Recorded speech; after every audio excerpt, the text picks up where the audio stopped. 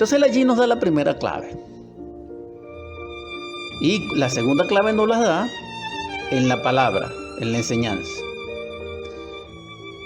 Y su palabra era dar testimonio de la verdad. Y la verdad, para dar testimonio de ella, es la conciencia, según la Biblia. Porque en la Biblia también se habla sobre la conciencia. Entonces, hay una coincidencia aquí entre lo que es la psicología verdadera, crística, gnóstica, budística, jehovística, con la conciencia, teológicamente hablando, a la luz de la Biblia. Porque la conciencia nos conecta, no solamente a través de la fe, y no solamente a través de la ciencia pura, en unión, en vibración armónica, de que la conciencia tiene acceso a lo real. Y lo real es muy profundo, tiene muchos niveles. Y lo real es la verdad. Y Dios es la verdad, el Padre. Y el Cristo vino a dar testimonio de la verdad del Padre. Por eso estamos hablando de los misterios del fuego.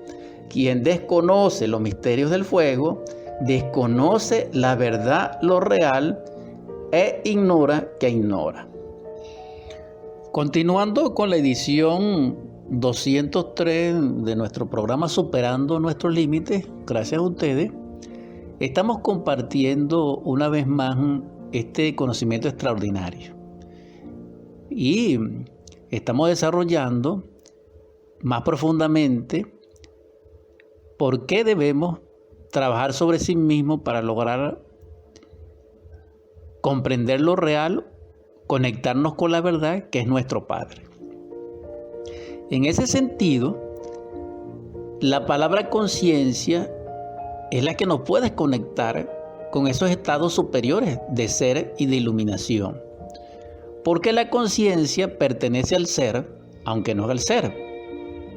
Esto es algo muy profundo y posteriormente podemos dilucidar ese asunto en otros programas. Por ahora, la conciencia, la esencia, es el vehículo de la divinidad de Dios o de la deidad de Dios, así también se llama en la Biblia. Lo divino y la deidad teológicamente son expresadas para comunicar esa realidad que pertenece a Dios. Es decir, Dios es igual a la divinidad, Dios es igual a la deidad, expresada dialécticamente para aclarar en nuestro lenguaje los misterios. Pero la conciencia y la esencia, como es parte del ser, como es parte de lo divinal, como es una emanación de la deidad y es la única que enlaza un cuerpo físico y una personalidad humana a lo divino. Sin conciencia no es posible. Por eso existe la inconsciencia, la subconsciencia y la infraconsciencia. Por eso la conciencia es luz y es amor y es inteligencia y es sabiduría. Porque ella tiene las propiedades inmanentes del ser y de Dios. En todo caso, la conciencia es ígnea porque es crística. Y al ser ígnea es partícipe del fuego en un nivel trascendental.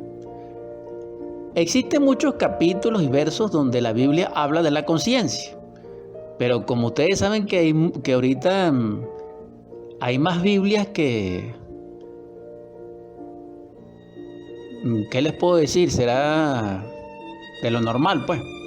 Cada institución, cada organización tiene una Biblia, tiene una edición. Entonces hay muchas ediciones. Y las primeras estaban adulteradas, imagínense ustedes las de ahorita. Y el adulterio de esa enseñanza a veces fue inconscientemente, sin querer queriendo, y otras veces fue realmente con intención. Es decir, ahí detrás de todo eso, la ambición del anticristo de desviar a los amantes de la sabiduría. En todo caso es comprensible de lo siguiente, les voy a poner un ejemplo. Ustedes se consiguen un libro chino de hace 2000 años y le dicen a un chino actual, por muy erudito que sea, que se los interprete, él le va a decir que no, porque él no lo va a interpretar correctamente, porque la idiosincrasia psicológica y la cultura de hace 2000 años no es la de ahorita. Es simple, pues, así pasa con la Biblia. Sin embargo, ya esto es harto expresarlo porque eso lo sabemos todos. Sin herir susceptibilidades ni fanatismo ni dogma, me viene a la memoria en este caso algunos versos y capítulos donde la palabra conciencia aparece como égida del mensaje. Hechos 24:16. Procuro tener siempre una conciencia sin ofensa ante Dios y ante los hombres. Este es de Pablo. Ya aquí Pablo comienza a darnos la clave porque él conecta a Dios y a los hombres en la pureza con la conciencia. Pero esa conciencia está respaldada por obras porque él dice procuro. Y procurar es transitar en un esfuerzo para obtener un propósito de beneficio armonioso para un objetivo, en este caso todo. Esto es elemental lo que dice aquí, pero nombra la palabra conciencia.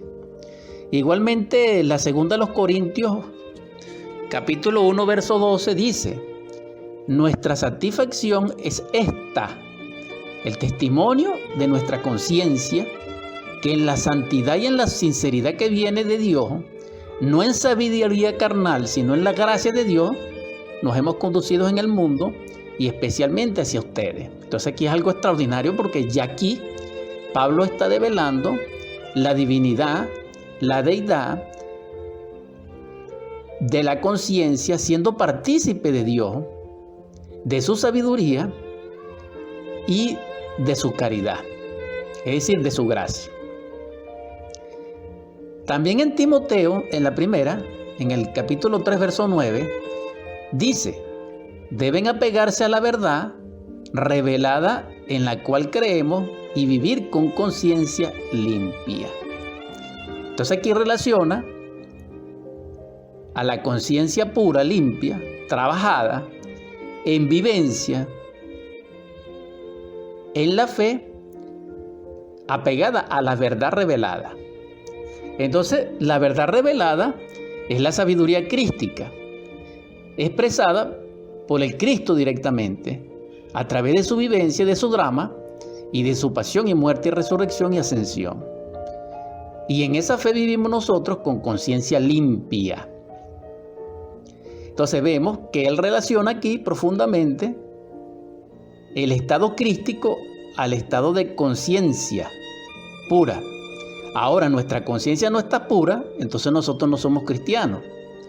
Nosotros somos cristianos en la medida que nuestra conciencia se limpia, se purifica. Y eso es graduativo y es progresivo de acuerdo a un trabajo.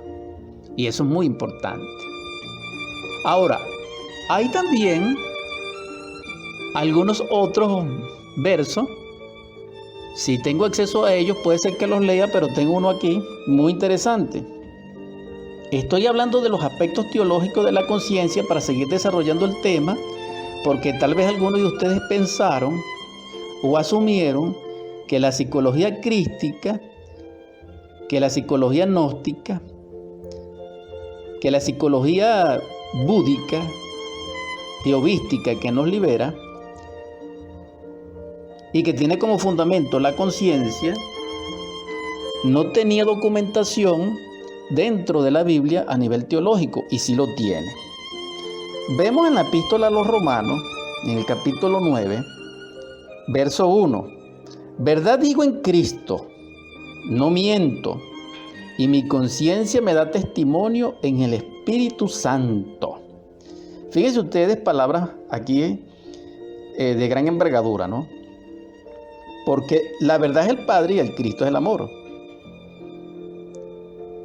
Y enfatiza: no miento, y mi conciencia me da testimonio en el Espíritu Santo. O sea, él toma la Trinidad de Dios, la verdad, el Cristo y el Espíritu Santo, pero da testimonio a través de la conciencia. Entonces, sin muchas palabras ni interpretación, nos está enseñando aquí Romanos, capítulo 9.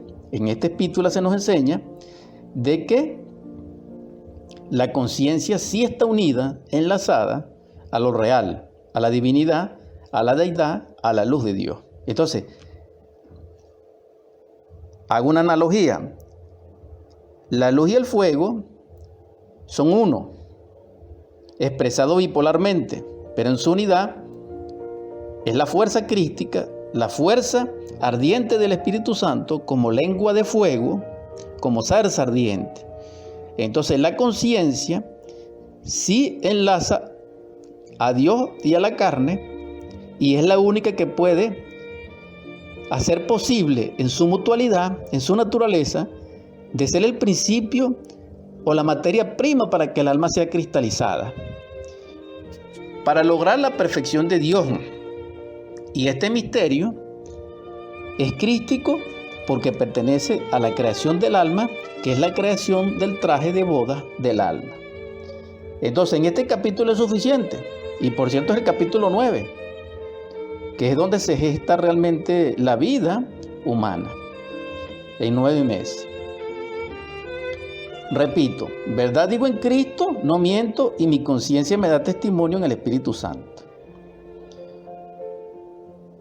Entonces, sí da testimonio de la divinidad la conciencia, pero nuestra conciencia actualmente está dormida, está letargada, está en un estado de sopor, acondicionada por el ego, por el yo, por las fuerzas anticrísticas dentro de nosotros mismos, por causa de nosotros mismos y también por causa de las fuerzas infradimensionales del mundo y de sus principados, que tenemos que librarnos de ellos, pues, para poder tener derecho a Dios.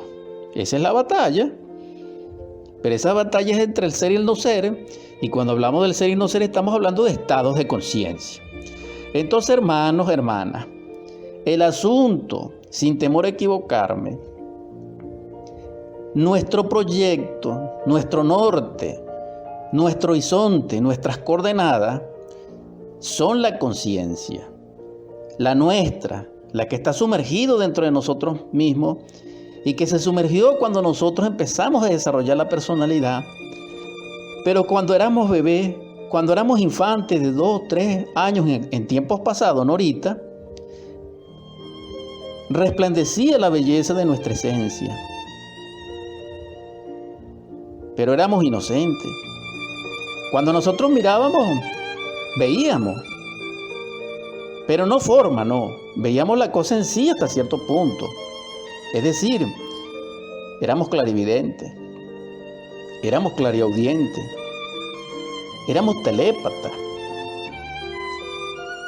Por eso a veces llorábamos, no porque teníamos sed, no porque teníamos hambre, sino que cuando veíamos el yo de la persona, incluso cariñosa, que nos acercaba, nos daba miedo, porque realmente los agregados psicológicos que tenemos dan miedo.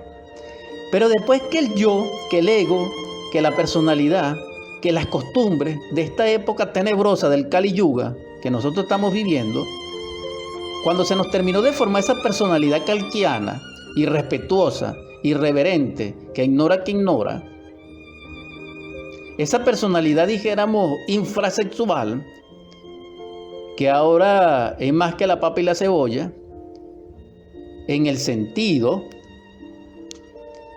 estoy hablando del ser, de la sabiduría del ser, no estoy hablando de aspectos sociales de la vida, acondicionan nuestra conciencia, porque resulta ser que nosotros somos de origen sexual, resulta ser que nosotros nacemos de allí. Entonces, existe una relación intrínseca entre las fuerzas creadoras y las fuerzas sexuales. A eso me refería, sin herir susceptibilidad. En todo caso, allí se expresa el fuego. Pero existen 2 tipos de fuego. El fuego ardiente, pasional, el foat negativo de la serpiente tentadora del Edén y que está simbolizado en el oriente por Kali. Por eso estamos en el tiempo del Kali Yuga, de la edad de hierro,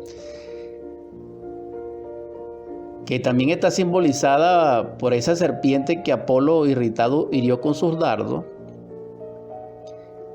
y que es opuesta y que simboliza el órgano condartiguador con el ego, etcétera, o la cola de Satán, para hablar claramente a nivel de la mitología,